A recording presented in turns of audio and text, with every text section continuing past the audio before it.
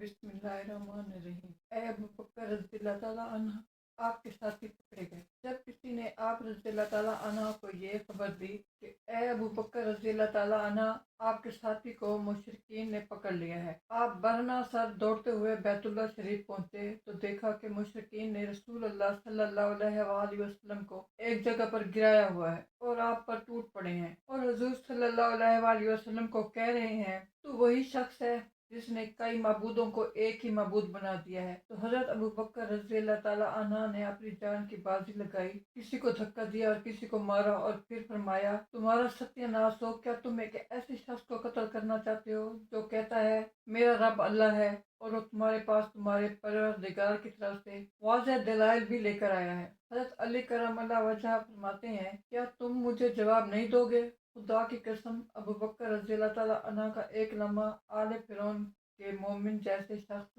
زمین کے ہزاروں لمحوں سے بہتر ہے۔ اس آدمی نے اپنا ایمان چھپا رکھا تھا، مگر اس شخص نے اپنے ایمان کا اعلان کیا۔ جب حضرت ابو بکر صدیق رضی اللہ تعالیٰ عنہ نے نیا دین اسلام قبول کر لیا تو قریش کے چند سردار دارالندوا میں جمع ہوئے۔ انہوں نے آستینیں چڑھا لی اور حضرت صدیق اکبر رضی اللہ تعالیٰ عنہ کے بارے میں باہم مشورہ کرنے لگے۔ انہوں نے کہا کہ ایک آدمی کو مقرر کیا جائے جو ان کو پکڑ کر لائے اور ان کو اپنے معبودوں کی طرف دعوت دے۔ چنانچہ انہوں نے طلحہ بن عبید اللہ کو ان کے پاس بھیجا۔ طلحہ رضی اللہ تعالیٰ عنہ حضرت ابو بکر رضی اللہ تعالیٰ عنہ کے پاس پہنچے۔ اس وقت صدیق اکبر رضی اللہ تعالیٰ عنہ لوگوں میں بیٹھے ہوئے تھے۔ طلحہ نے بلند آواز سے کہا اے ابو بکر رضی اللہ تعالیٰ عنہ، میرے ساتھ آؤ۔ حضرت ابو بکر رضی اللہ تعالیٰ عنہ نے پوچھا تو مجھے کس طرف دعوت دیتے ہو؟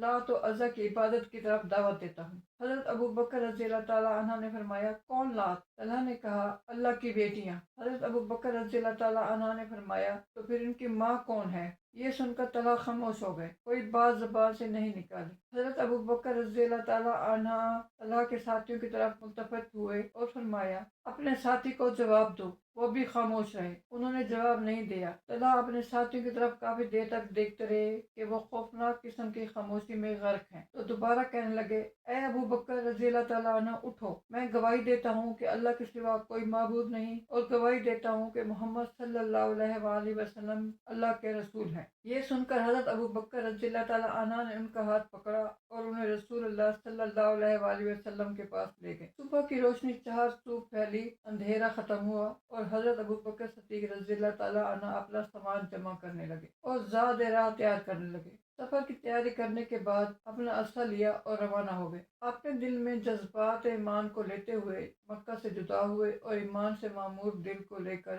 حبشہ کی سرزمین کا رخ کیا۔ جب برق الغماد یمن میں ایک مقام ہے، مقام پر پہنچے تو عبد الغنا کی آپ رضی اللہ تعالیٰ عنہ سے ملاقات ہوئی، جو مشہور قبیلہ کاد کا سردار تھا۔ اس نے جوش بھری آواز میں پوچھا اے ابو بکر رضی اللہ تعالیٰ عنہ، کہاں کا ارادہ ہے؟ حضرت ابو بکر رضی اللہ تعالیٰ عنہ نے بڑی نرمی سے جواب دیا کہ مجھے میری قوم نے نکال دیا ہے، بس میں نے اب ارادہ کر لیا ہے کہ زمین کی سیاحت کروں تاکہ اپنے رب کی عبادت کر سکوں۔ ابن الدغنہ نے افسوس اظہار کرتے ہوئے کہا اے ابو بکر رضی اللہ تعالیٰ عنہ، آپ جیسا آدمی نہ نکلتا ہے اور نہ نکالا جاتا ہے۔ آپ تو ضرورت مندوں کو کما کر دیتے ہیں، صلہ رحمی کرتے ہیں، یتیم اور بے سہارا لوگوں کا بوجھ اٹھاتے ہیں، مہمان نوازی کرتے ہیں، حق پر قائم رہنے کی وجہ سے آنے والی مصائب پر دوسروں کی مدد کرتے ہیں۔ میں آپ کو پناہ دیتا ہوں، آپ واپس چلیے اور اپنے شہر میں اپنے رب کی عبادت کیجیے۔ حضرت ابو بکر رضی اللہ تعالیٰ عنہ واپس لوٹ آئے، ابن الدغنہ بھی آپ کے ہمراہ چلا آیا۔ شام کے وقت ابن الدغنہ قریش کے سرداروں کے پاس گیا اور ان سے جا کر کہا ابو بکر رضی اللہ تعالیٰ عنہ جیسا شخص نہ خود نکلتا ہے اور نہ اسے نکالا جاتا ہے، کیا تم ایسے آدمی کو نکالتے جو غریبوں کے لیے کما کر لاتا ہے، صلہ رحمی کرتا ہے، بے کسوں کا بوجھ اٹھاتا ہے اور مہمان نوازی کرتا ہے، اور حق پر قائم رہنے کی وجہ سے آنے والی مصیبتوں پر دوسروں کی مدد کرتا ہے؟ قریش مکہ نے ابن الدغنہ کی پناہ کو قبول کرتے ہوئے اس سے کہا ابو بکر رضی اللہ تعالیٰ عنہ کو کہہ دو کہ وہ اپنے گھر میں اپنے رب کی عبادت کرے، ہاں جتنی چاہے نمازیں پڑھے اور قرآن کی تلاوت کرے، لیکن ہمیں اس وجہ سے تکلیف نہ دے اور یہ کام علل اعلان نہ کرے، کیونکہ ہمیں خدشہ ہے کہ کہیں ہماری عورتیں اور ہمارے بچے اس فتنہ سے دوچار نہ ہو جائیں۔ حضرت ابو بکر رضی اللہ تعالیٰ عنہ ایک عرصہ تک گھر ہی میں اپنے رب کی عبادت کرتے رہے، نہ نماز اعلان پڑھتے اور نہ ہی کسی دوسرے گھر میں قرآن شریف کی تلاوت کرتے۔ لیکن پھر حضرت ابو بکر رضی اللہ تعالیٰ عنہ کے دل میں کوئی بات آئی تو انہوں نے اپنے گھر کے صحن میں ایک مسجد بنا لی اور اس میں نماز پڑھنے لگے اور قرآن شریف کی تلاوت کرنے لگے۔ دیکھتے ہی دیکھتے مشرکین کی عورتوں اور بچوں کا ازدحام ہونے لگا۔ وہ حضرت ابو بکر رضی اللہ تعالیٰ عنہ کو دیکھتے تھے۔ حضرت ابو بکر صدیق رضی اللہ تعالیٰ عنہ بڑے نرم دل والے انسان تھے۔ جب قرآن پڑھتے تو اپنے آنسوں کو نہ روک پاتے۔ اس صورتحال سے مشرکین میں سے اشراف قریش گھبرا گئے، چنانچہ انہوں نے ابن الدغنہ کو بلایا، اور جب وہ آیا تو اس سے کہنے لگے، ہم نے آپ کی وجہ سے ابو بکر رضی اللہ تعالیٰ عنہ کو اس شرط پر پناہ دی تھی کہ وہ اپنے گھر میں اپنے رب کی عبادت کریں گے۔ انہوں نے تو اس سے تجاوز کرتے ہوئے اپنے گھر کے صحن میں ایک مسجد بنا لی ہے جہاں وہ کھلم کھلا نماز پڑھتے ہیں اور تلاوت قرآن کرتے ہیں۔ ہمیں ڈر ہے کہ کہیں ہماری عورتیں اور ہماری اولاد اس فتنہ سے دوچار نہ ہو جائیں، لہذا تم اس کو منع کرو۔ اگر وہ گھر کے اندر ہی اپنی عبادت کو پسند کرے تو ٹھیک ہے، ورنہ وہ تیری دی ہوئی پناہ کو تجھے واپس کرتے۔ چنانچہ ابن الدغنہ حضرت ابو بکر رضی اللہ تعالیٰ عنہ کے پاس آیا اور نہایت سکون و اطمینان سے بیٹھنے کے بعد آپ رضی اللہ تعالیٰ عنہ سے کہنے لگا، آپ رضی اللہ تعالیٰ عنہ وہ بات جانتے ہیں جس پر ہمارا اتفاق ہوا تھا، یا تو آپ رضی اللہ تعالیٰ عنہ اس پر اتفاق کریں یا میری پناہ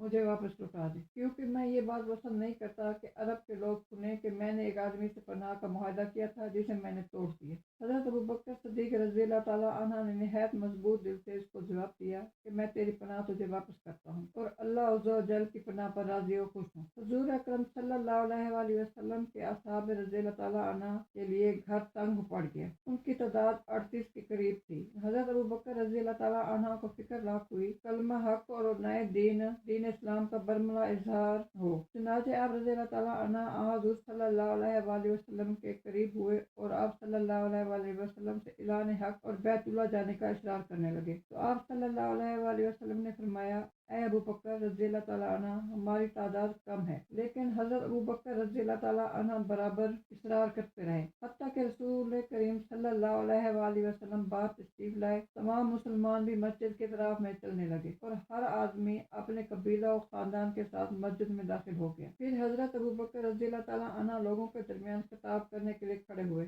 رسول اللہ صلی اللہ علیہ وآلہ وسلم تشریف فرما تھے، دوسری طرف مشرکین غصہ سے پھٹ رہے تھے۔ پھر ان مشرکین نے حضور صلی اللہ علیہ وآلہ وسلم، حضرت ابو بکر رضی اللہ تعالیٰ عنہ اور دوسرے مسلمانوں پر حملہ کر دیا اور ان کو خوب مارا پیٹا۔ کسی نے تماچے مارے، کوئی مکے مارا تھا اور کوئی لاتے مارا۔ مارتے مارتے ان کی حالت غیر ہو گئی اور وہ ہلاکت کے قریب پہنچ گئے۔ پھر بنو تیم نے حضرت ابو بکر رضی اللہ تعالیٰ عنہ کے جسم کو ایک کپڑے میں ڈالا اور ان کو ان کے گھر پہنچایا۔ ان کو حضرت ابو بکر رضی اللہ تعالیٰ عنہ کی وفات میں کوئی شک نہ تھا۔ پھر بنو تیم کے لوگ ننگے سر مسجد میں آئے اور اعلان کیا، خدا کی قسم، اگر ابو بکر رضی اللہ تعالیٰ عنہ اس وجہ سے فوت ہوئے تو ہم عتبہ بن ربیعہ کو ضرور قتل کر دیں گے۔ اس کے بعد وہ حضرت ابو بکر رضی اللہ تعالیٰ عنہ کے پاس واپس لوٹے۔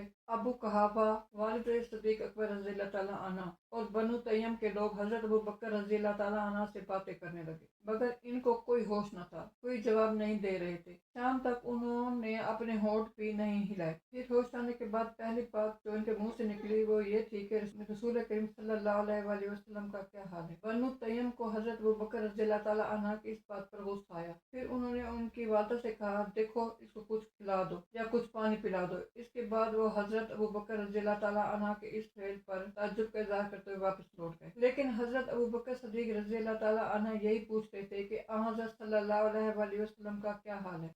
جمیل بنت خطاب نے کہا، ہاں وہ خیریت سے ہیں اور صحیح و سالم ہیں۔ یہ سن کر حضرت ابو بکر رضی اللہ تعالیٰ عنہ کے ہونٹوں پر مسکراہٹ آئی اور چہرہ خوشی سے کھل گیا۔ پھر یہ کہتے ہوئے بستر سے اٹھے کہ حضرت صلی اللہ علیہ وآلہ وسلم اس وقت کہاں ہیں؟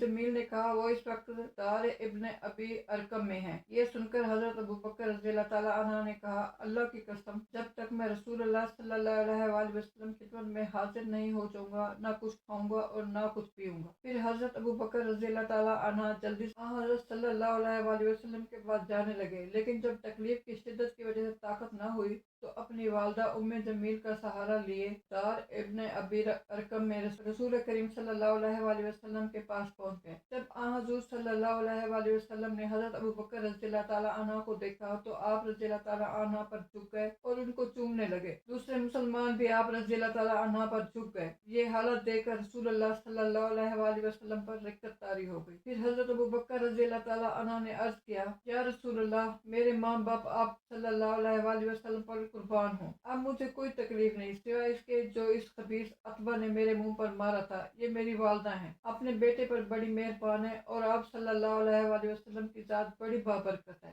آپ صلی اللہ علیہ وسلم انہیں اللہ کی طرف دعوت دیجیے اور ان کے لیے